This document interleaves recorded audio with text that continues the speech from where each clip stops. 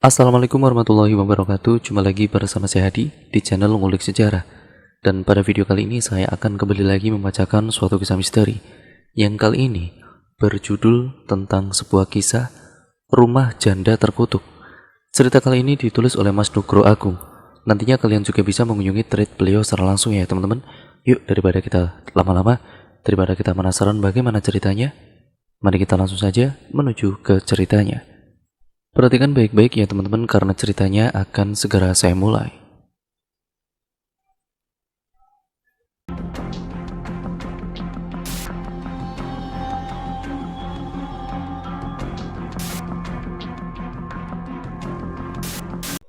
Yang pertama adalah kedatangan. Rumah tua itu nampak hampir roboh, dengan pintu di tengah dan dua jendela yang berada di kanan dan kiri.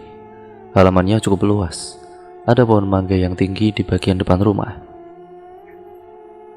Orang-orang di sekitar rumah itu enggan berada di depannya. Berembus kabar ada yang melihat sosok nenek-nenek di dalam rumah tersebut. Kuda hitam yang berdiri di bawah pohon mangga, dan kemudian makhluk tidak kasat mata lainnya. Beberapa kali rumah itu berganti penghuni. Orang-orang yang menyewa rumah tersebut tidak pernah ada yang mampu tinggal melewati lebih dari 3 bulan. Rata-rata mereka mendapat gangguan yang konon dilakukan oleh penghuni lama. Orang-orang sekitar menyebut rumah dan juga tanah tersebut dengan lemah sangar. Tanah yang dimana manusia itu tidak boleh tinggal di dalamnya. Ada kereta lewat. Kereta, awas ada kereta. Teriak anak-anak kelas 3 yang berjalan bebarengan dengan Pena dan temannya. Secara cepat mereka semua segera minggir ke sebelah kiri sisi rel kereta. Padahal jalan raya menuju gang tempat yang mereka tuju sudah mulai terlihat. Rangkaian gerbong kereta kini melintas dengan kecepatan tinggi. Kereta yang lewat saat ini sepertinya kereta api kelas eksekutif, biasanya tidak berhenti di stasiun Kota Bahari. Tujuannya langsung ke stasiun besar lainnya. Kecepatannya tidak dikurangi sedikit pun. Siapa saja yang ada di perlintasan saat ini pastilah akan hancur. Masinis tidak akan melakukan pengereman pada kecepatan tinggi. Hal ini bisa menyebabkan kereta api keluar dari lintasan. Akan lebih banyak korban jiwa yang jatuh nantinya. Pena yang melihat mulut Arif bergerak seakan sedang mengatakan sesuatu. Namun angin dan juga suara roda besi yang diciptakan dari kereta api yang lewat itu membuat Pena hanya bisa melongo mencoba memahami apa yang sebenarnya ingin Arif katakan. Sadar tidak? Ada darah di gerbong, ucap Arif yang mulai didengar Pena. Mengatakan adanya cipratan darah di gerbong kereta itu. Darah? Darah apa, Arif? Ucap Pena penasaran. Membuat semua mata yang ada di sekitar mereka, tidak terkecuali Reza pun tertuju pada Arif dan Pena. Darah apa sih? Tanya Reza selanjutnya. Tiba-tiba mata Reza menangkap pemandangan orang-orang di pinggir jalan raya yang mulai lari ke arah lain, seperti ada hal buruk sudah terjadi. Itu Ben, sepertinya ada yang tertabrak kereta, teriak Reza, membuat semua mata tertuju pada satu titik. Cepat-cepat mereka semua menuju ke arah kerumunan. Kondisi jalan saat itu masih padat. Pengendara yang tadinya berhenti karena kereta lewat kini menepikan kendaraan mereka untuk mencari tahu akan peristiwa yang telah terjadi. Reza menerobos lebih dulu ke arah kerumunan. Sepertinya ia ingin buru-buru lebih tahu dari kedua temannya. Sekejap Reza sudah hilang dari pandangan Arif dan juga Pena. Ditambah orang-orang yang datang bertambah ramai membuat tubuh Reza kian tidak terlihat tertutup kerumunan. Arif dan juga Pena masih berjalan pelan. Tampaknya mereka masih mempersiapkan mental dengan apa yang akan terjadi. Tidak jarang detak jantung kian cepat, apalagi saat mereka sadar raut muka orang lain yang sudah menyaksikan peristiwa tersebut. Tergambar jelas ekspresi jijik dari wajah mereka. Reza keluar dari kerumunan dengan muka yang merah pucat, matanya sayu, keringat mengucur deras di dahinya. Bibir bergetar hebat, napasnya seakan habis dan kini Terlihat ia menarik nafas dalam-dalam untuk mengatur oksigen yang masuk. Tidak lama Reza memuntahkan semua isi dalam perutnya. Bena dan juga Arif segera lari ke arah Reza mencoba menanyakan keadaannya dan apa yang telah terjadi. "Gak apa-apa, kamu?" tanya Bena ingin tahu. "Wah, buta kamu. Sana lihat sendiri, Ben," suruh Reza yang masih mengatur napasnya dengan wajah sedikit menyepelekan. Bena terdiam sejenak, kini ia mencoba melanjutkan langkahnya, menerobos orang-orang yang berkumpul menutupi sesuatu yang tergeletak di tengah rel kereta api. Raut muka Bena langsung berubah muram dengan apa yang ia lihat. Rasa kesal dan juga sesal tiba-tiba muncul, namun segera berganti pertanyaan, kenapa hal tersebut bisa terjadi? Tampak jelas terlihat di mata Bena, laki-laki tua tergeletak tidak bernyawa dengan kondisi yang sangat mengenaskan. Perutnya hancur dengan usus tergurai, entah di mana tubuh bagian bawahnya. Tangan sebelah kiri layaknya kain pel penuh darah yang dihinggapi banyak lalat. Tulangnya jelas hancur dihajar kereta berkecepatan tinggi itu. Wajahnya lebih parah dengan banyak gigi yang hancur, entah karena ditabrak kereta atau termakan usia. Yang jelas posisi mulut atas dan bawah sudah tidak lagi sejajar. Darah terus mengalir dari tengkorak kepala yang pecah di bagian atas. Kini Bena mundur perlahan keluar dari kerumunan. Tidak lama sirine mobil ambulan terdengar, menandakan kedatangannya. Kini Bena sudah benar-benar keluar dari kerumunan, membalik badannya dan berjalan ke arah Reza yang masih terduduk di salah satu sisi besi rel kereta.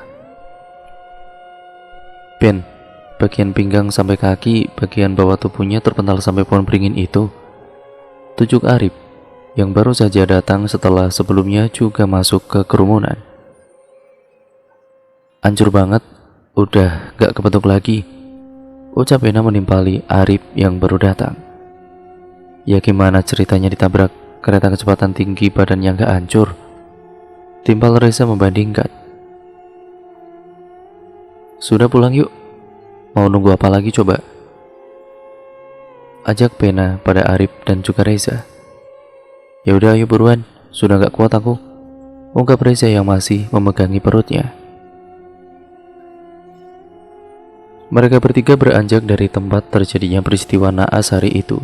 Tidak lama, polisi memasang garis peringatan guna memudahkan proses evakuasi korban kecelakaan. Mereka bertiga masih melangkah menuju rumah masing-masing, memasuki sebuah gang yang cukup lebar juga. Obrolan semakin seru, membuat rasa penasaran semakin tinggi. Mereka masih mencari tahu siapakah orang yang tertabrak kereta tadi. Apakah warga sekitar atau warga dari luar daerah tersebut? Biasanya akan terdengar sebuah pengumuman dari masjid sekitar jika memang korban kecelakaan adalah orang di sekitar rumah Bena. Bena dan beberapa anak SMP lainnya memang sering berjalan melintasi rel kereta api pada saat pulang sekolah. Mereka ini lebih memilih letih daripada merelakan uang sekitar Rp500 hilang diambil sopir angkot. Lumayan untuk tambahan membeli jajan atau setidaknya bisa masuk celengan plastik berbentuk ayam. Ya hanya Rp500, ongkos untuk naik sebuah angkutan umum pada saat itu di tahun 2004 silam. Saat mereka menerobos rel kereta api, tidak jarang mereka ditegur oleh petugas pengecekan jika berpapasan. Mereka sudah sering kena omel, kadang sampai dikejar petugas hanya untuk memotong jarak perjalanan dari sekolah menuju rumah.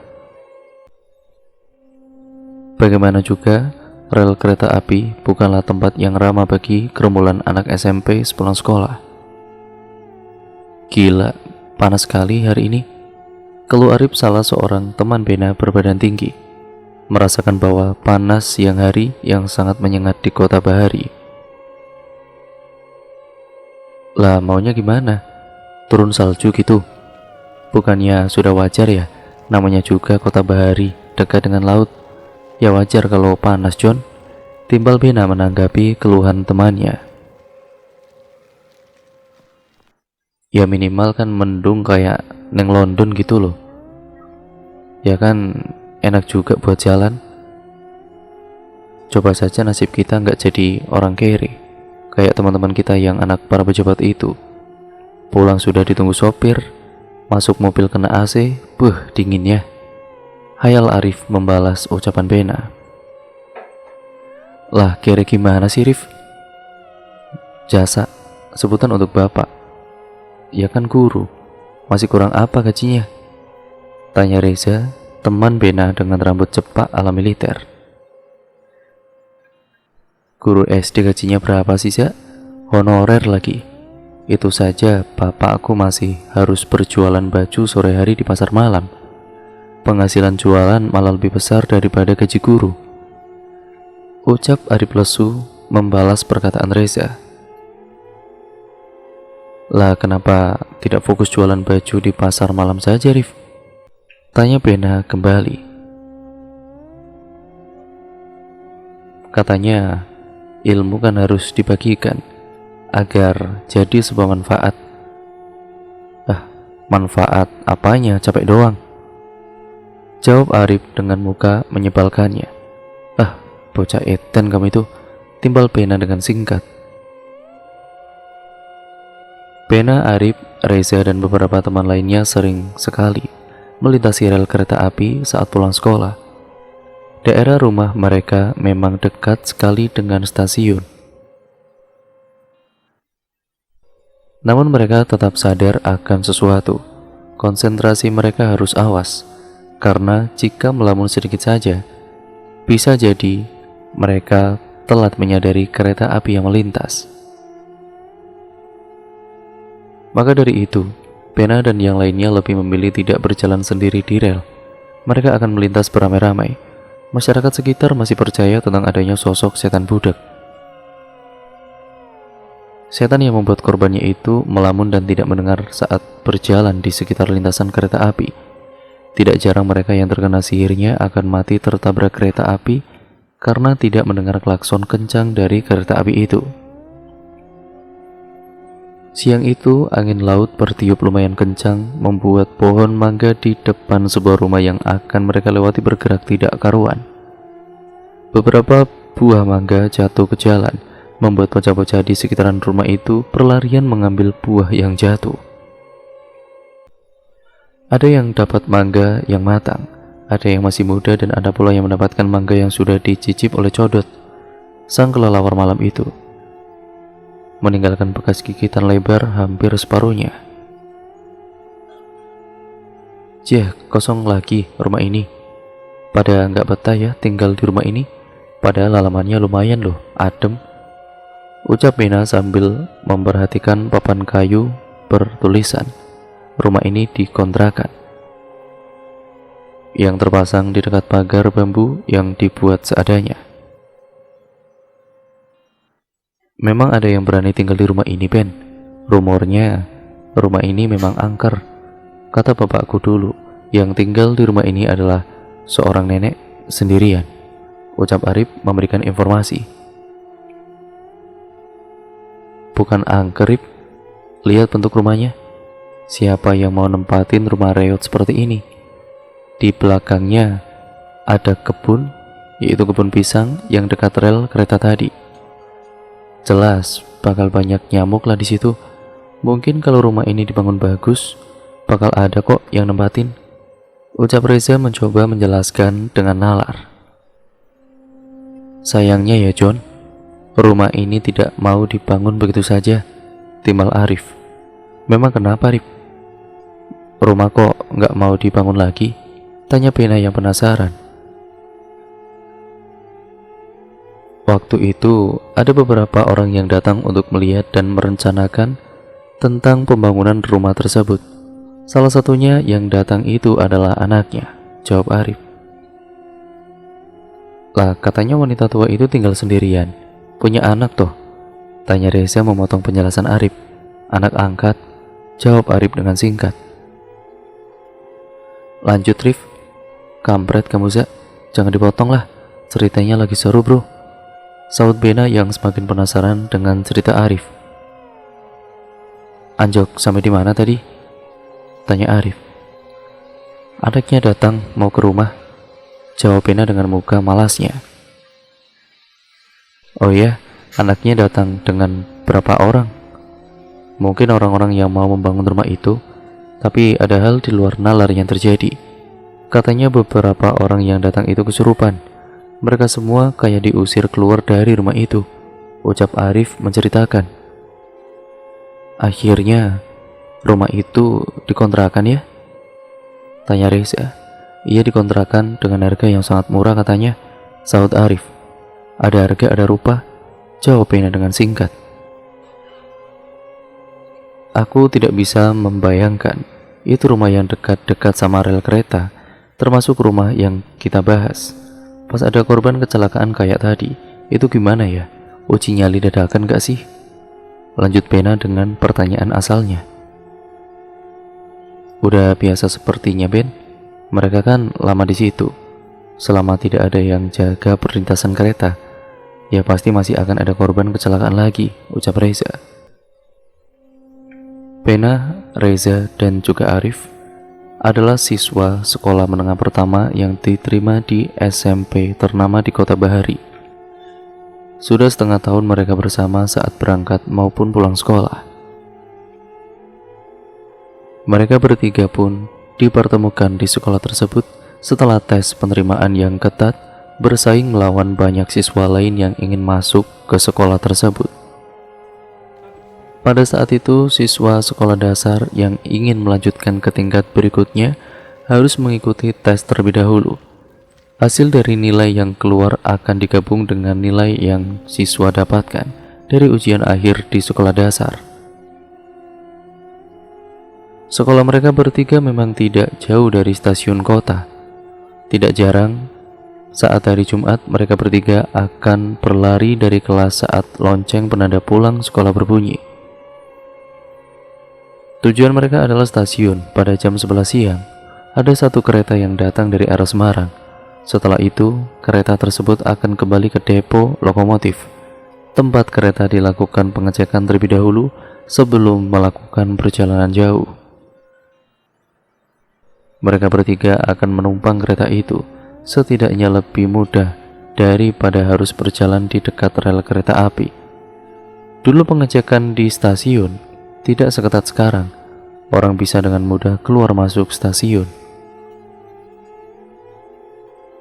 Sesamanya di depo lokomotif, mereka turun dan melanjutkan dengan berjalan kaki menuju rumah masing-masing.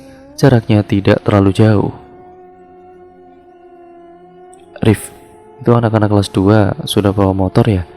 Enak kayaknya bawa motor ke sekolah ya, ucap Pena sambil melihat langit siang itu. Ya enak lah Ben, orang punya. Orang macam kita ya gimana? Ya orang punya macam mereka itu kan enak saja mau memakai motor ke sekolah Ben, jawab Arif sambil nyengir. Ben, masalahnya bukannya enak bawa motornya, tapi kita punya tidak motornya, ucap Reza menyambung. Aku kalau bukan karena kebaikan ibunya Arif, mungkin saat ini aku berada di stasiun, dagang rokok atau air mineral. Untuk dana daftar ulang senilai Rp500.000 saja, orang tuaku waktu itu tidak punya, pungkas Pena. Sudahlah Ben, kita waktu SD misah kan? Sekarang dapat kesempatan untuk masuk SMP bagus di kota ini, masa nggak ambil? Udah, nggak usah banyak drama lah, jawab Arif sambil memoles kepala Pena. Lah kampret, Lara su, sakit ini, timbal Pena kesakitan, yang dibalas Arif dengan tertawa. Lah kok bisa? Malah ibunya Arif yang membantu. Saudara-saudara bapak sama ibumu kemana? Tanya Reza penasaran. Tidak usah dibahas lah, hanya membuat pikiran saja itu. Urusan orang tua aku nggak mau tahu, ucap Pena dengan muka yang berubah serius, seperti sedang menutupi sesuatu. Nanti sore main bola tidak? Tanya Arif mengalihkan pembicaraan. Yuklah, lama kita nggak main bola bareng. Masuk SMP kan sudah sibuk, banyak kegiatan yang perlu diikuti, jawab Pena. Iya, yang sibuk dengan beberapa ekskul dan organisasi, balas Reza. Bukan begitu, aku sadar otakku gak bagus banget.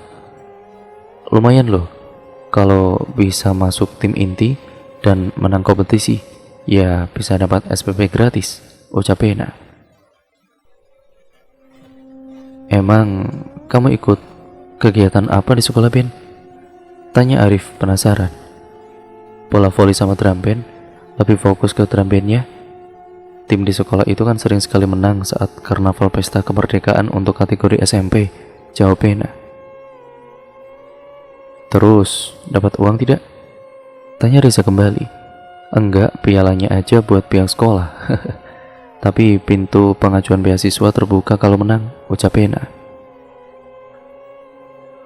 Semoga tercapai, Ben. Ya sudah sampai nih. Ketemu hari Senin ya, ucap Arif tanpa terasa mereka sudah berada ataupun sampai di depan rumah masing-masing. Obrolan mereka membuat jarak tidak begitu dirasakan. Ya kalian sudah sampai. Enak, rumah kalian berhadapan gini. Aku masih beberapa puluh meter lagi, gerutu Reza. Mau mampir dulu? Minum es teh? Bener nih, panas-panas kan enak banget. Tapi aku nggak punya es. Kan keluarga aku juga nggak punya kulkas. Ledek Pena. Nggak lucu, Ben ah. Ya udah. Bukan ketemu hari Senin. Nanti sore kan kita juga akan main sepak bola di lapangan, ucap Reza sambil melambaikan tangan dan berjalan menuju rumahnya, sedangkan Pena dan Arif masuk ke rumah masing-masing. Assalamualaikum, kula nuwun Bu, ucap Pena yang sudah berdiri di depan pintu sembari melepas sepatunya. Waalaikumsalam, udah pulang kamu Ben, ucap ibunya menyambut kedatangan Pena. Tumben sudah pulang mas. Gak pulang sore lagi, saut Raka yang sedang memangku sepiring nasi dan lauknya. Sampun ibu, sudah. Hari ini mas pulang cepat kok. Tidak ada kegiatan sehabis sekolah. Bapak sudah pulang dari pasar, sambung Pena dengan pertanyaan. Bapakmu ya biasa sudah selesai kegiatan ya gak pulang langsung. Katanya dia mau cari rumah. Ya karena tinggal di rumah ini auranya tidak terlalu baik untuk usaha, jawab ibu Pena.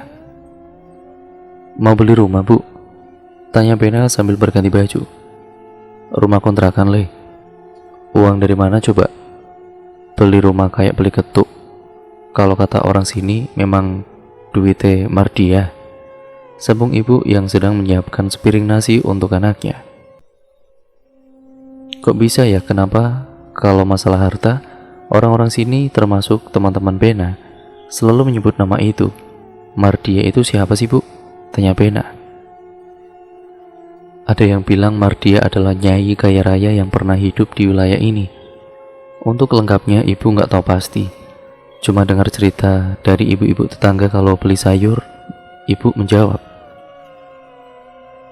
Kini mereka bertiga berkumpul menyantap sepiring nasi dengan lauk seadanya. Keluarga Pena adalah keluarga yang datang dari luar kota Bahari. Bapaknya bernama Sastro, ibunya bernama Laras. Pena memiliki dua adik laki-laki yaitu Raka dan Panji. Mereka datang bertaruh nasib untuk mencari kehidupan layak di kota kecil ini sebagai pedagang di pasar. Ibu dan bapaknya adalah orang Jawa yang berasal dari kawasan Karisidenan, Surakarta, sedangkan Pena dan adik-adiknya lahir di kota Bahari. Awal kehidupan Pena bisa dikatakan serba berkecukupan, namun hidup di keluarga ini berubah semenjak satu pilihan harus diambil oleh orang tua Pena. Pilihan yang diakibatkan oleh santet yang dikirim ke keluarga itu, yang membuat segala daya dan upaya dalam membangun sebuah usaha hancur. Segalanya kembali dimulai dari titik terendah. Kini Pena dan keluarganya tinggal di sebuah rumah kontrakan yang jaraknya hanya beberapa puluh meter dari rumahnya dulu. Kadang hatinya remuk saat melihat rumah tempatnya lahir sudah berganti penghuni. Bukan keluarganya lagi yang meninggali rumahnya itu, melainkan orang lain. Assalamualaikum warahmatullahi wabarakatuh. Innalillahi wa inna ilaihi roji'un. Telah berpulang ke rahmatullah Bapak Suyasa dalam usia 65 tahun pada hari Jumat 6 Februari 2004 sekitar pukul 14.00 atau jam 2 siang. Jenazah akan dimakamkan pada hari Sabtu 7 Februari 2004 pukul 1 siang di pemakaman Ramesari. Semoga amal ibadahnya dapat diterima di sisi Tuhan Yang Maha Esa, dilapangkan kuburnya, serta senantiasa diberikan ketabahan yang mendalam bagi keluarga yang ditinggalkan. Amin. Demikian pengumuman berita duka hari ini. Wassalamualaikum warahmatullahi wabarakatuh. Bu, itu Pak Yasa, orang gang pojok yang sudah sepuh itu kan? Yang seperti orang gak waras itu ya? Tanya Pena pada ibunya. Betul Ben, beliau seperti itu karena sudah terlalu depresi dengan penyakit diabetes yang diidamnya itu. Sudah habis banyak uang sampai menjual tanahnya. Anak-anaknya terlalu sibuk untuk terus mengurusnya, jawab ibu. Lah, kok nggak diurusin Bu? Anak macam apa mereka? Panggas Pena dengan kesal. Ben, ada banyak alasan. Pak Yasa itu bukan orang yang gampang diatur. Setidaknya itu yang ibu dengar dari tetangga. Ya semoga ibu nanti kalau udah tua gak ngerepotin kamu dan adik-adik kamu, jawab ibu. Ya gak apa-apa toh Bu, kan Raka, Mas Pena, dan Panji anak bapak dan ibu. Sela Raka sambil meletakkan piring yang baru saja ia bersihkan setelah selesai makan. Punyaku sekalian lah Kak, Pena jahil meledek Raka. Cuci sendiri, mandirilah. Biar kamu saat pisah sama orang tua bisa apa-apa sendiri nanti, perintah ibu. Kapokmu kapan Mas? Kini gantian Raka meledek Kang Masnya. Loh Bu, Panji kemana? Bapak? Belum selesai Pena berucap, sosok yang dibicarakan sudah di depan pintu. Assalamualaikum. Loh, wis do kumpul toh. Panji mana? Main lagi, ucap Pak Sastro yang baru pulang. Yok itu, anak terakhirmu itu main di rental PS di rumah pojok itu, ucap Bulara sebal. Ya udahlah, nanti juga pulang. Ben, kamu lewat rel kereta sepulang sekolah tadi? Tanya Pak Sastro pada Pena. Iya benar Pak, ada yang tertabrak kereta tadi. Orang tua mukanya sudah gak jelas. Pena menjawab dengan semangat, tahu kalau ceritanya menarik. Kamu lihat mukanya? Nggak apa-apa, kamu lihat orang meninggal seperti itu. Kamu tahu tidak? Itu Pak Yasa. Ada yang melihat beliau jalan sendirian di rel kereta itu sebelum kereta melintas. Bapak menjelaskan pada Pena. Kini Pena hanya melongo. Nasi yang dia makan tidak segera ditelan. Sepertinya ingatan peristiwa tadi kembali masuk ke pikiran Pena. Lekas ia letakkan piring lalu pergi ke belakang dan memuntahkan apa yang telah dia telan sebelumnya. Ngawurmu lho Pak, anak lagi makan malah mbok ceritain seperti itu, tegur Bularas pada suaminya. Lah Pena yang jawab sendiri tadi, aku pikir dia nggak melihat kondisi korbannya, jawab Pak Sastro dengan pembelaannya. Assalamualaikum. Sosok anak laki-laki dengan tubuh bongsor, terlihat besar dari usianya, masuk begitu saja menuju kamar mandi. Cak Bagus, udah selesai main PS-nya? Sudah habis ya uangnya buat main game? Seletuk Pak Sastro yang masih duduk dengan yang lainnya. Kebelet pipis Pak. Nanggung, ini Panji rampungin dulu ya. Hehehe, jawab Panji dari balik tembok kamar mandi. Bocah semprul, gak tahu sopan santun, gerutu Raka. Kenapakah, ada masalah apa dengan Panji? Kok kayak kesel begitu? Tanya Pena yang penasaran dengan adik pertamanya. Biasalah mereka berdua gak akur. Raka ngomongin Panji, tapi malah diledek sama bocah itu. Ibu menjelaskan. Panji, sini Le, kalau sudah selesai, ada yang ingin Bapak sampaikan. Perintah Pak Sastro pada Panji. Dalam batin Pena ini banyak menebak-nebak, terlihat seperti akan ada obrolan serius. Sudah 1 tahun Pena dan keluarganya mengontrak di rumah yang sekarang. Setelah kejatuhan usaha bapaknya yang membuat keluarga itu terjun bebas ke jurang kemiskinan.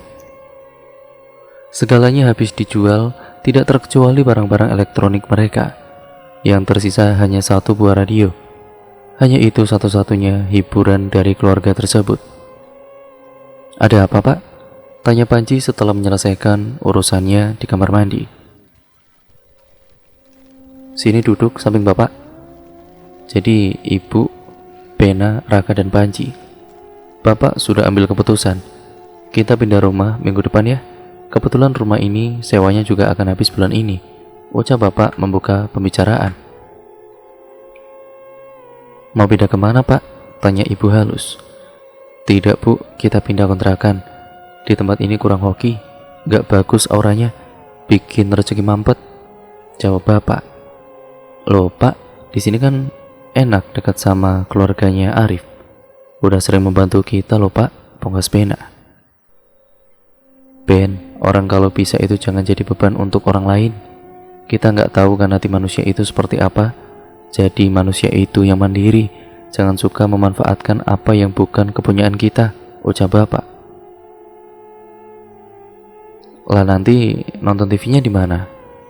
Kan kalau di sini tinggal nyelonong ke rumah Mas Arif, Pak," ungkap Raka. "Duh Gusti, kalian ini loh belum apa-apa sudah pesimis.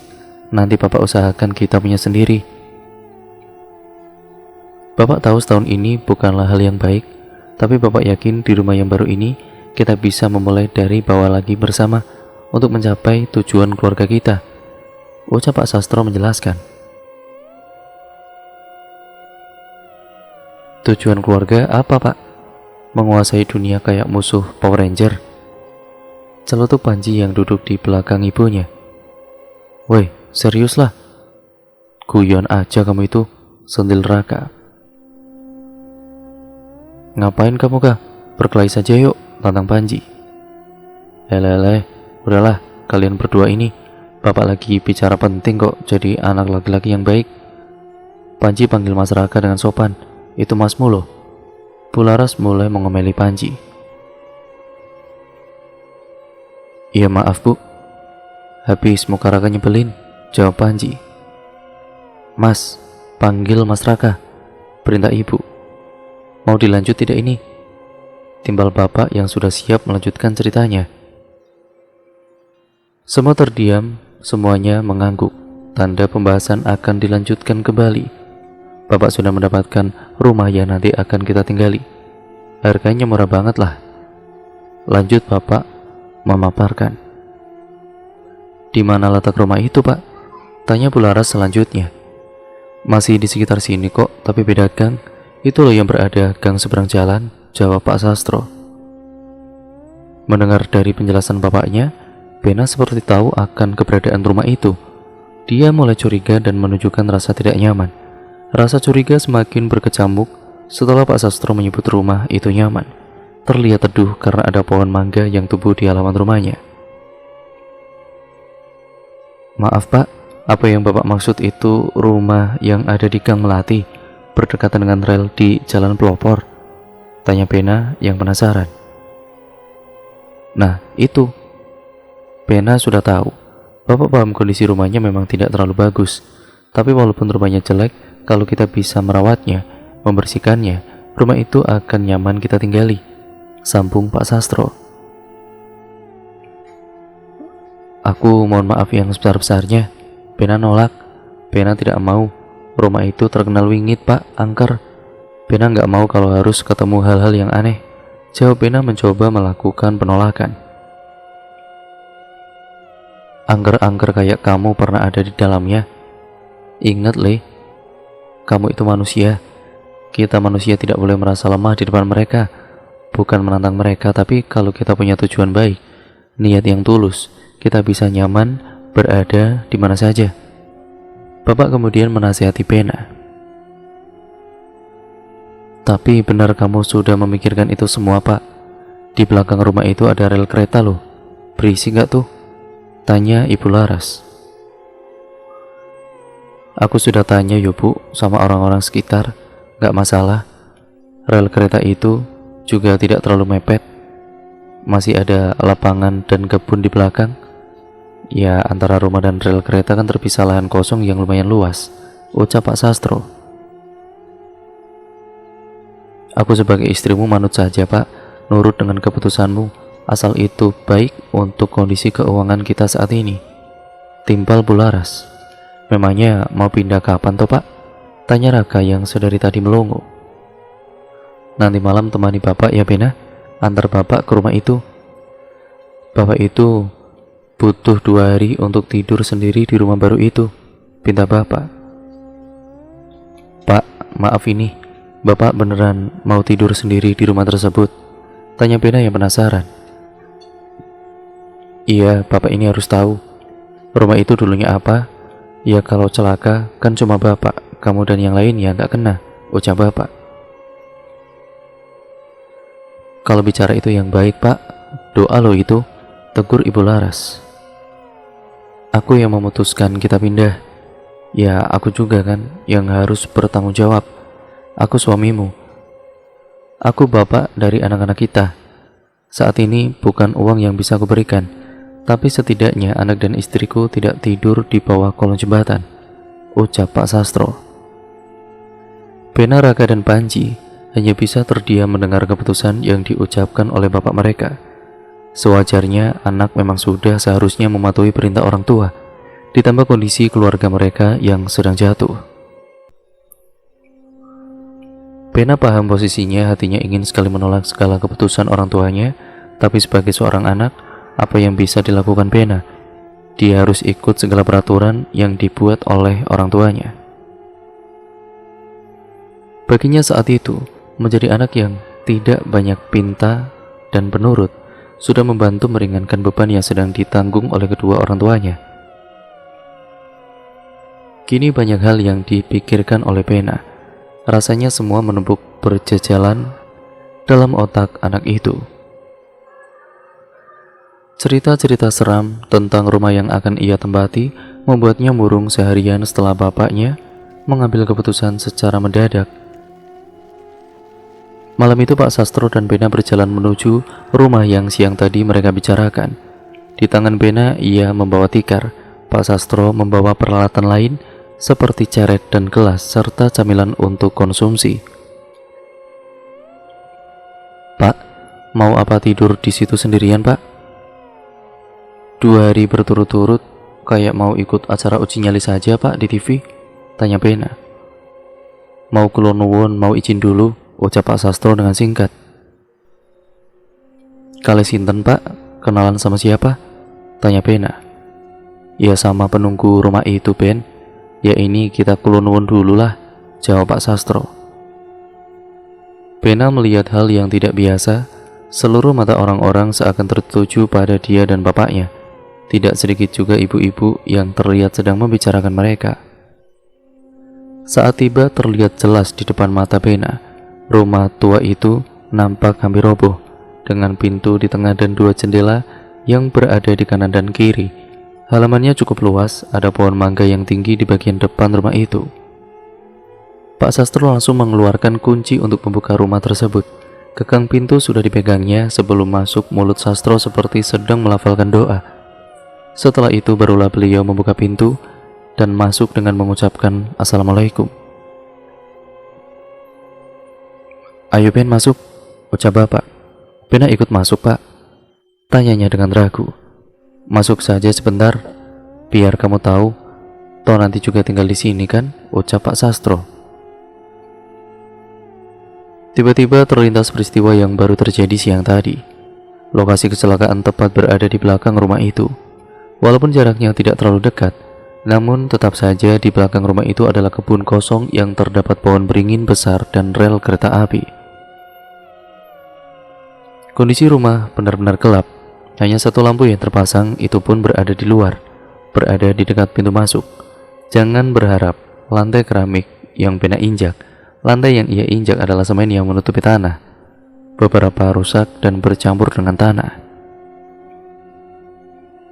Udara pengap langsung menyeruak begitu saja.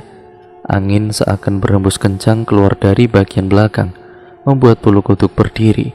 Sekilas Pena melihat sekelebat sosok bayangan berjalan cepat di dalam rumah yang masih gelap. Pena menutup mata, mencoba untuk tidak berteriak. Pikirnya saat itu, mungkin hanya halusinasi saja. Pikirannya mencoba realistis. Anak itu memberanikan langkah bersama bapaknya. Posisi mereka saat ini masih di ruang depan rumah.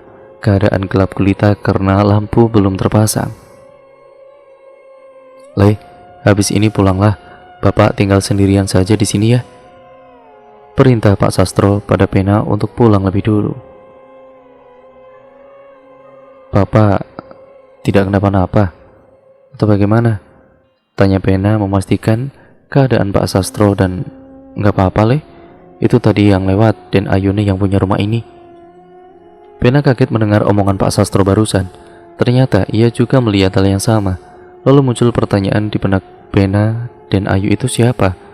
Siapa sosok pemilik rumah ini dulunya? Belum apa-apa Pena sudah disuguhi hal-hal yang tidak masuk akal. "Pen, pulanglah sekarang. Bapak tidak apa-apa di sini sendirian. Memang ini syarat untuk jin. Sekalian perkenalan dengan penghuni lama," ucap Pak Sastro lagi. "Baik Pak, saya pamit pulang dulu. Bapak hati-hati." Pena akhirnya pulang meninggalkan bapaknya sendirian di rumah.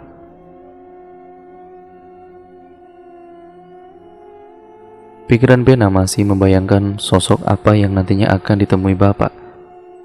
Sendirian di sebuah rumah yang sering membuat penghuninya tidak betah.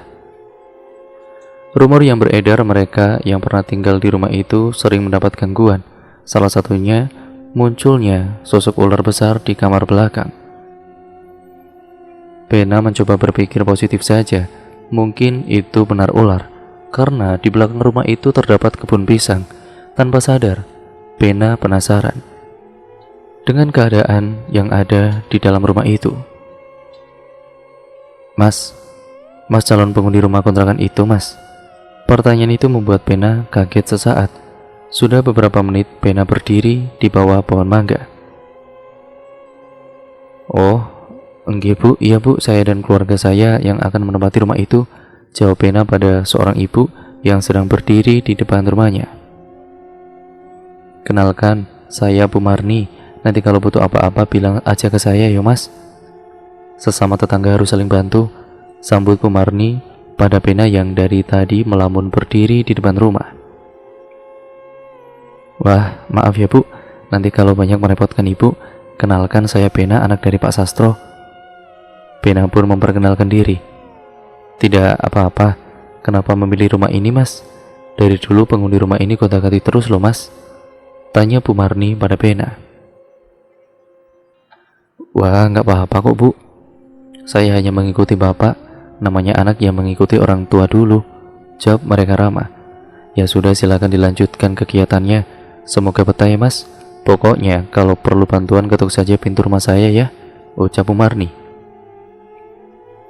"Wah, matur nuwun ya Bu. Sekali lagi ngapunten kalau nanti banyak merepotkan," ungkap Pena. Sambutan Bu Marni cukup hangat. Ya setidaknya ada tetangga baik walaupun rumah yang nantinya Pena tempati sering dikatakan angker oleh orang-orang sekitar. "Mas, benar mau tinggal di rumah ini?" Suara Bu Marni terdengar dari belakang Pena. Sayangnya, mata Pena masih bisa melihat Bu Marni yang masih sibuk di depan rumahnya. Seluruh bulu kuduk di tubuh Pena berdiri. Ia seperti terhipnotis kaku. "Mas, benar mau tinggal di rumah ini?" Suara itu terdengar lagi. Suara Bu Marni terdengar dari belakang tubuhnya lagi. Dan secara perlahan Pena memutar badannya ke arah belakang. Kini ia melihat sosok wanita tua berdiri di depan rumah itu dengan senyum yang menyeringai. "Berani-beraninya kalian datang ke lemah sangar, dasar manusia," ucap sosok yang suaranya menyerupai Bu Marni yang kini berdiri tepat di hadapan Pena. Dan cerita pun akhirnya berlanjut ke part yang selanjutnya ya teman-teman. Terima kasih untuk kalian semua yang sudah menyimak video kali ini dan cerita kali ini. Semoga kalian terhibur, dan bagaimana misteri dari kisah ini selanjutnya, kalian tentunya pasti penasaran kan? Saya juga sama. Jadi tetap nantikan terus hanya di channel ini. Sekian dan terima kasih, kurang lebihnya mohon maaf. Wassalamualaikum warahmatullahi wabarakatuh.